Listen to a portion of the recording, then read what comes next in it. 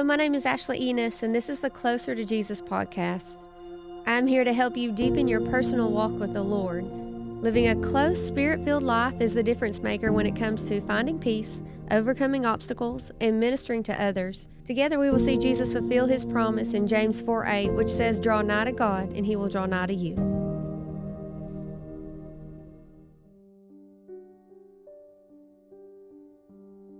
Hi, everyone. Welcome to the Closer to Jesus podcast. And we are here with a special guest today. We have Rachel Hubbard, who is the director of the Second Chance Youth Ranch. And she's going to talk to us about her testimony and also what it is to be a foster parent, but all the good spiritual stuff that goes with that. So we're going to ask her lots of questions, and she is going to help us understand more about ministry and the heart of the Lord and how he sees children, which is really beautiful.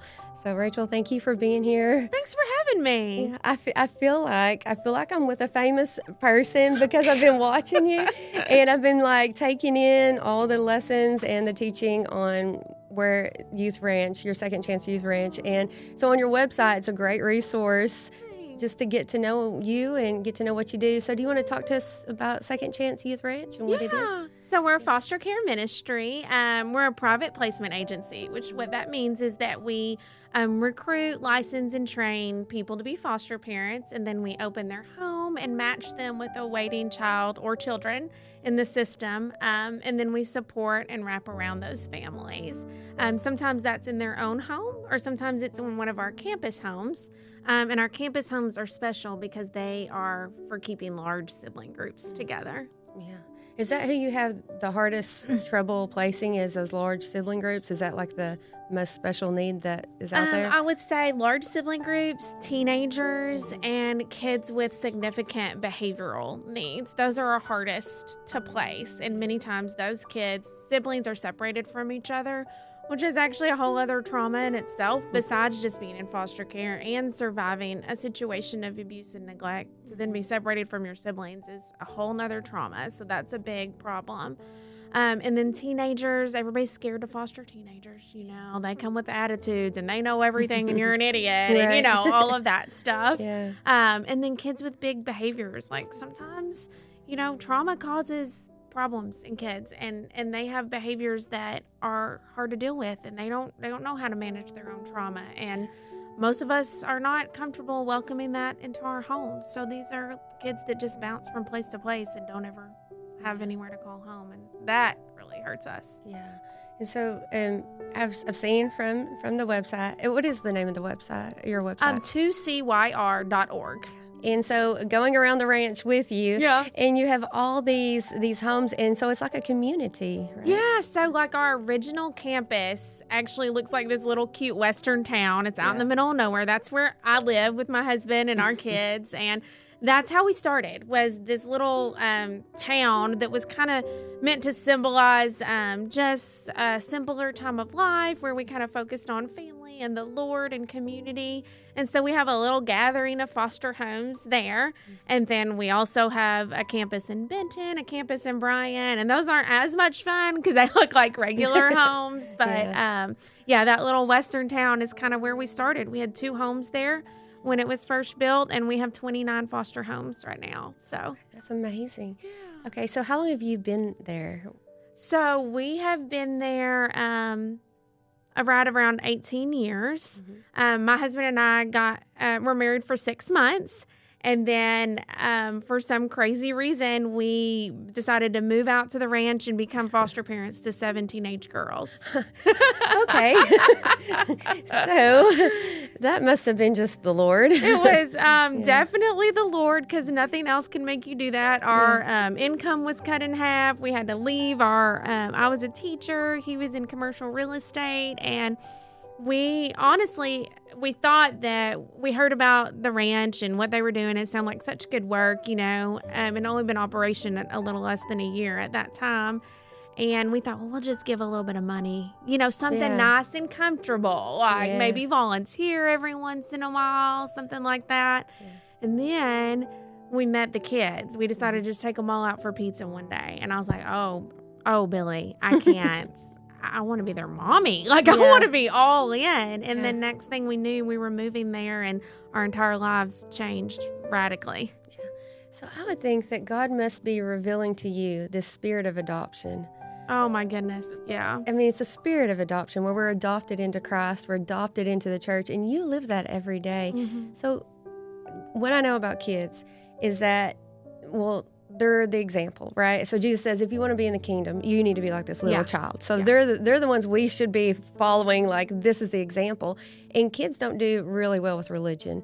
So kids and religion, that just doesn't mix. Yeah. So my guess is that you have to have a really strong personal relationship with Jesus to model in front of those kids. So what has your journey through ministry been like? Because did the Lord just drop you off and be like, boom, now you're a minister? That doesn't really happen, does it? Yeah. How did you see your life leading to this point? So I had been teaching before. I was a first grade teacher, and had a relationship with the Lord my whole life, and I remember even as a little girl, my prayer was, I just want to be used by God. Like, God, just use me. And I would just pray that over and over again. And it makes me a little bit emotional to just think about how the way that he's answered that prayer in ways that I couldn't have ever imagined, Yeah. But I remember that when I was teaching, I taught in a very poor school.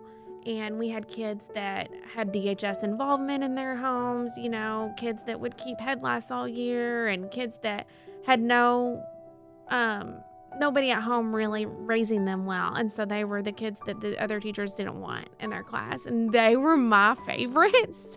And I just wanted to do more for those types of kids. You know what I mean? And this is really what sealed the deal for me. You're going to laugh. So when we took all those kids out for pizza that day, we were going around the table, and we asked them, what do you love about living at Second Chance Ranch, and what do you not like about it? Just making conversation. And this one girl, she's dressed in black from head to toe, black eyeliner, black spiky necklace, skulls on her. And she literally looks me in the eye and she's like, I hate that I can't worship Satan there. Oh, goodness. Yeah. Normal people run from that, but not me. Yeah. I'm like, she needs me, Yes. And I feel like that's what God does. Like, Jesus did that. Mm-hmm. He runs towards the hurting. Our society doesn't do that. Like, everybody was shunning, like the lepers, in the Bible days, they were cast out of the village and nobody would go near them. And the people that were, possessed by demons were out in the hills and nobody would approach them. But Jesus did. He was like, I'm running towards the hurting. And he would put his hands right on them. Yeah. That's what I want to do. That's who I want to be like. So I'm going to read some scripture. And this is a lesson talking about Jesus going to those who everybody else ignores. Going towards the hurting and the broken, and not the every, with religion says everything has to be perfect. And how you get closer to Jesus is by checking all these boxes. But there's no way you could do what you do if you only move towards those who were perfect, because your whole ministry is broken. Yeah. You go after the broken. And so what I love about Jesus, okay, I'm fixing to geek out here. Matthew 25:31-40. It says, when the Son of Man shall come in his glory, and all the holy angels with him, then shall sit upon the throne of his glory, and before him shall be gathered all nations, and he shall separate them one from another, as a shepherd divided his sheep from the goats. And he shall set the sheep on his right hand, but the goats on the left. Then shall the king say unto them on his right hand, Come ye blessed of my Father, inherit the kingdom prepared for you from the foundation of the world. For I was hungered, and you gave me meat. I was thirsty, and you gave me drink. I was a stranger, and you took me in. Naked, and you clothed me. I was sick, and you visited me. I was in prison, and you came unto me. Then shall the righteous answer him, saying, Lord, when saw we thee and hungered and fed thee, or thirsty and gave thee drink? When saw we thee a stranger and took thee in, or naked and clothed thee? Or when saw we thee sick or in prison and came unto thee? And the king shall answer and say unto them, Verily I say unto you, inasmuch as you have done it unto one of the least of these my brethren, you have done it unto me. And so what you're saying in your ministry, oh my goodness, you are ministering to the Lord every single day. And how do you see Jesus in those kids? The Lord must talk to you constantly through those children to keep you bound in that ministry, to keep you interested. Well, it's funny that you use that verse those verses, because the Lord, you took me to that specific passage last year. I was just down. Like, I was like, what are we doing? Like with our life, you know, our kids, there's way more kids that need help than we can possibly help. You know, the foster care system is a complete crisis and we're not doing enough. And I thought, you know, why am I spending my time just invisibly pouring into kids and families that sometimes don't even want that? Shouldn't we be like, you know, maybe standing on a stage somewhere sharing the gospel? Why should I not be getting people saved? Like, I should be out doing that. You know, I'm not doing enough. And it was just, I think everybody has that time in ministry where you start to question, you know, am I doing enough? Is this really what God called me to do? Am I even making a difference at all? And God brought me to that specific passage. And he was like, Rachel, everything that you're doing is exactly as if you're doing it to Jesus. It just, to me, you know, like Jesus is talking to me, and like everything you're doing is exactly as if you're doing it to me. And I just began to see what we do as just this total like act of worship and connection with the Lord. You know, every time a kid crawls in my lap, every time I tie somebody's shoe or wipe boogers off their nose or clean a toilet, it's like I'm literally doing it specifically for Jesus himself. And what could be more important than that? Like, that's an okay thing to give your life to, you know? Yes. So it encouraged me. Yeah, of course, that is encouraging. And it's encouraging not just to foster parents, but to every mother out there that's thinking, oh, this isn't anything. This isn't a platform. It is a platform. Right. So how amazing that your reward, you see a measure of it here, but when you get to heaven, you're going to see generational rewards, like generation after generation after generation. If the Lord tarries 1,000 years, your reward will just be increased until he gets back, because every child you touch is going to touch another person, multitudes of people, and that all is going to be rewarded into your plate. You know, like God's going to put that reward. It's going to be tied to you. That's hard for me to imagine, but I hope, I mean, that would be great. Yeah, and we think that ministry is a platform, and we think that it's a microphone, and it is that. But it's also that day in, day out commitment to serving God, even when nobody else is seeing it, even when it's ugly and nasty and, you know, you're cleaning up and it's just the mundane, everyday parts of life that you experience 24/7. And in ministry, there's this thing like, well, I'm in full-time ministry. And I think that's sort of like an elitist thing sometimes. Oh, I'm in full-time ministry. You're in full-time ministry, and I'm sure the Lord gives you very little space to be proud. Or, you know, like that's a humble space for you. Yeah. So how has God humbled you to your calling? Do you know what I mean? Yeah. I mean, I think all the time about how, like, it very often feels very invisible. It feels like, I mean, foster care specifically, a lot of times is babysitting, you know, and a lot of the world sees it that way. You don't get to be the forever parent, you know. You don't get to be the birth parent who births him. You don't get to make the legal decisions that the state makes. And so you're literally just filling in this gap that, and for children who may not ever even remember you. I mean, when you're fostering a 3-year-old, they're not probably ever going to remember you in their whole life, and yet you're giving and sacrificing so much. And it's not just like and I just try to tell our parents that all the time, and everybody that's a part of our ministry, like, we see you. The Lord sees you. The Lord keeps good records, and you're building your reward in heaven, you know? And I think that we need to be more focused on that. I think that we're so focused on getting rich in this life and, you know, save, not that you shouldn't save for retirement or that you shouldn't invest or whatever. We do all that. But like, I rest in the fact that my rewards are going to be in heaven, and that's going to be forever. And anything that I take time to build on earth is just, it's going to pass away anyway. You know, like sometimes I do get a little fleshly, you know, and I'm like, man, if I worked this hard for a real business, I would be so stinking rich, you know? And I'm like, but I'm going to be rich in heaven. Let's just focus on that, you know? Yeah, I don't know that, I don't personally know anybody who has made it off ministry. Yeah, I know. Like, I'm sure there are people out there that are doing really well and earning a big paycheck from ministry. But I don't personally know any of those people. And if you're in ministry, it's because you are sold out to Jesus. Yeah. And you and your husband, you sold out to Jesus. So how does that affect your marriage? I would imagine that you both have like these separate, you're both kind of drained in different ways. And then at the end of the day, sometimes you just want to be on your own. You just want to be by yourself. How do you see him pulling you together where you could use this almost as a way of escaping each other? Does that make Yeah. You know, a lot of times, like, we'll notice that we're getting into because we work together. We live together. Like, we're together all the time. And a lot of times I'll be like, hey, I need some attention now. You know what I mean? Like, because we're just working alongside each other. And I'm like, I don't want to just be your teammate. Like, I want to be your best friend and your wife and your girlfriend and all of that too. And so we're very intentional about that. You know, when one of us starts to feel like, hey, we haven't really connected in a while, like, we stop and we put that first. And I really, like, it's our marriage and our kids. You know, I feel like they're your first ministry. Yeah. Your immediate family is.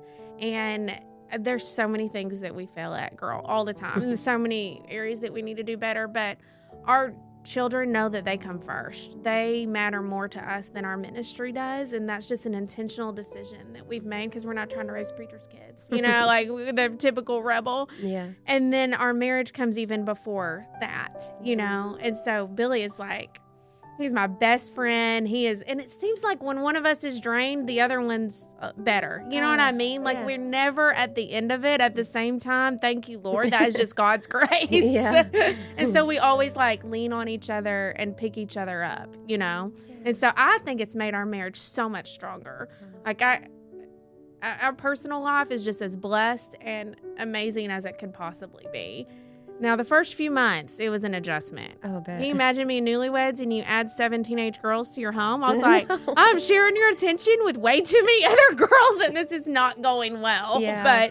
But God, we just rallied, and God has just blessed us so much. You think maybe he put you through like a boot camp, like you got them pretty extreme right at the beginning? Oh, 100%. Yeah. Our kids didn't, once we had our own biological kids, they didn't stand a chance. Like, we knew what we were doing.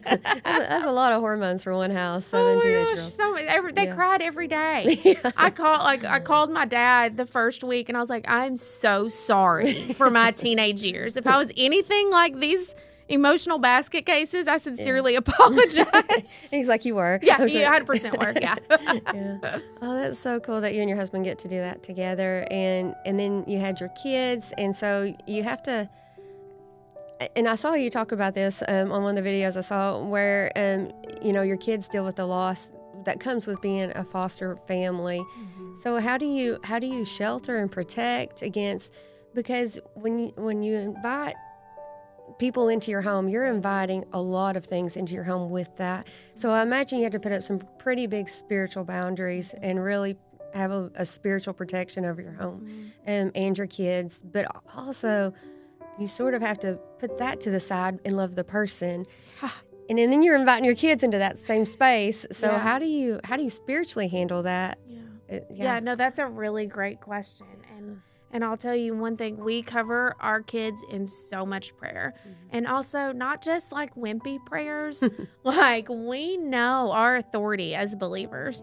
And we've specifically put the devil on blast and tell him that he cannot have our children. He cannot have a foothold in our home. Mm-hmm. And we're very protective over I don't know if this is controversial to say, but like what we watch, what we listen to, like we're not giving the enemy any inroads into our home. You know, we will welcome a person, and a lot of times those people that we're welcoming in our home come with a lot of junk attached to them, a lot of, just attacks of the enemy that they bring in. And so we are prayed up. We know where we go to get fed. We feed ourselves, and our kids, they know the word. We prioritize that. The Bible says talk about it when you're waking up, when you're doing everything, teach your kids the word. And so we do that. And I mean, we are building a strong foundation because we're prepared. If there's a storm that comes, we know we've got a good foundation in our home, Y'all do deliverance ministry or? Girl, I could tell you some stories. Yeah. Yeah. We definitely have had some deliverance moments that we've had to walk through. And we fast and pray as a family whenever we see a major attack coming on. And I mean, our kids, have learned the value of fasting and prayer since they were 4 or 5 years old. Like when we see there's an attack here, we lock down as a family and we fight it spiritually together. And it just, God just opens the heavenlies, and it's incredible to see the protection and the way. I can't even tell you. Our son is 14, and he just finished about a week ago reading the Bible completely through. He every day just reading, and we celebrated that, and just things like that our kids are. They know the truth, but they also know that they're first in our lives. And I mean, our relationship with them, we make sure that's super solid, so that when they experience the hurt of even just somebody leaving, like one of their best friends goes back home and is reunified with family, and we don't get to see them anymore. And we cry and we grieve that loss, but they're so solid with us and their relationship with us that everything else can kind of go up and down, and they're going to be okay. So, dealing with spiritual warfare, is there any instance maybe you want to share where you have seen the power of God overcome that darkness?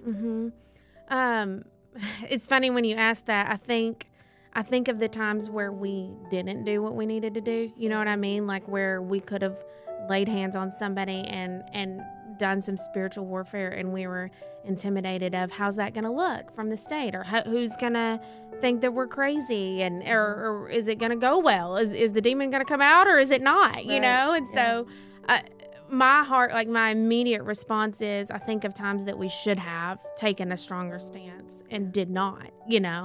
But there's been wonderful times that we've seen the glory of God come through. And I think of a story that happened a couple of years ago. We live at the end of a 5-mile dirt road, and a man was walking down that dirt road, and it's about a 30-minute drive out of town. And so to get even to the dirt road is a trek, and anyway, one of our other parents called us and said, there's a man walking down the dirt road, and he's already walked several miles. He looks lost. Like, this is weird. Y'all need to do something. And so Billy, my husband, gets in his car and drives down. And this man had walked about 4 miles down our dirt road. And he recognizes him, and it's one of our kids that lived there before. And he's an adult now. He had lived with us many years ago. And he's completely out of his mind.